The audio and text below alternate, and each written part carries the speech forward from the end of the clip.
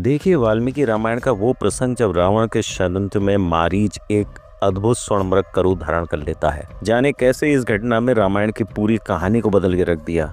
वाल्मीकि रामायण के अरण्यकांड के 42वें चैप्टर में वाल्मीकि जी लिखते हैं कि मारीच को अंत में रावण की बात माननी ही पड़ी। फिर भी मारीच ने कहा, अगर श्री राम ने मुझे देख लिया तो मेरे जीवन का अंत निश्चित है। श्री राम के सामने पराक्रम दिखाकर कोई जीवित नहीं लौटता, लेकिन अगर तुम ही दुष्टता पर आ गए हो तो मैं क्या मना कर सकता हूँ।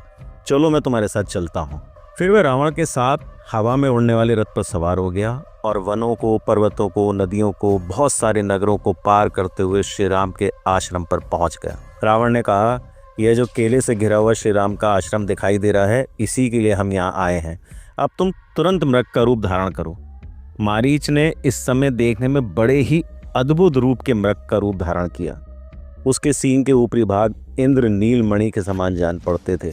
मुंह पर सफेद और काले रंग की बूंदें थी। लाल कमल के रंग के समान उसका मुंह था।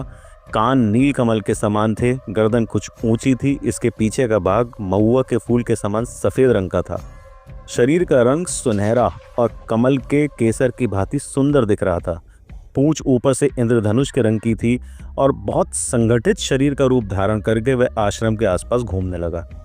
केले के बगीचे में जाकर, जहां सीता की दृष्टि पड़ने की सबसे ज्यादा संभावनाएं थीं, ऐसे स्थान पर जाकर धीमे धीमे घूमने लगा। कभी वो भाग के दूर चला जाता था, फिर वापस उसी उतावलेपन के साथ वापस लौट आता था। कभी खेलते हुए कूदता था, कभी भूमि पर बैठ जाता था।